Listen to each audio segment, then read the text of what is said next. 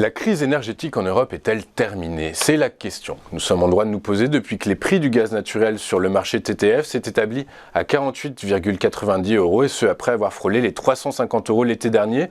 Mais tout est une question de point de vue puisque si nous prenons de la hauteur, nous remarquerions qu'avant l'invasion de l'Ukraine par les forces armées russes, le prix avait rarement dépassé les 35 €. Comment expliquer cette situation? La baisse de la demande est-elle l'unique facteur explicatif? Les mesures d'économie mises en place par les industriels et les ménages auraient donc porté leurs fruits.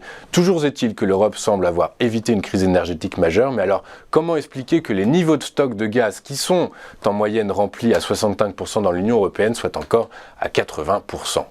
Les prix du gaz ont donc chuté vendredi dernier, 17 février 2023, à leur plus bas niveau depuis 18 mois pour le gaz européen, depuis près de 2 ans et demi pour le gaz américain, tandis que les cours du pétrole ont reculé. Les craintes de pénurie au plus fort de l'hiver, causées par le rôle crucial de la Russie comme fournisseur de l'Europe alors que Moscou a été sanctionné par l'Occident après l'invasion de l'Ukraine, se sont donc estompées. Comment expliquer cette chute de la demande et par ricochet celle des prix?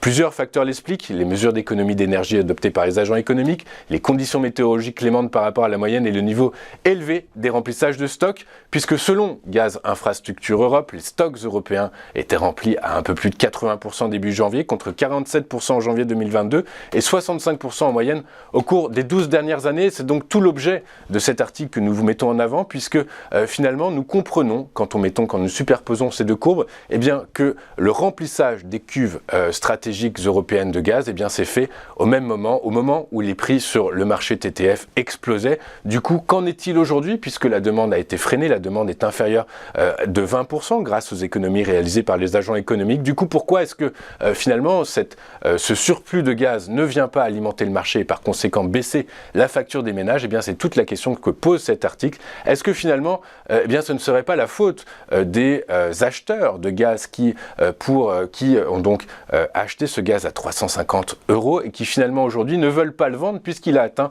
50 € sur le marché financier? Dès lors, qu'en faire? Eh bien, c'est une des questions qu'on peut se poser. Est-ce que volontairement ils ne le mettent pas sur le marché pour faire travailler leur rentabilité, ou bien au contraire, est-ce que tout ceci est extrêmement intelligent dans la mesure où finalement le remplissage de nos cuves qui devrait se faire cet été en anticipation d'un hiver rigoureux en 2023, eh bien ce taux de remplissage un peu plus élevé que d'habitude ne permettrait-il pas de conserver ces niveaux pour ne pas avoir à l'acheter plus tard à des prix exorbitants? Voilà, c'est toute la question que nous on se pose. Du coup, si vous avez des réponses, si vous souhaitez étayer ce propos-là, eh bien n'hésitez pas à nous faire part de vos interrogations sur notre site internet, sur notre chaîne YouTube, et nous tâcherons d'y répondre lors d'une prochaine émission. Je vois qu'en régie on est un peu perdu, c'est pas grave, c'est une première. Du coup, par la force des choses, eh bien on attend que vous reveniez vers nous pour voir dans quelle mesure ces questions sont les vôtres. Voilà, on marque une rapide courte page de publicité et nous on se retrouve juste après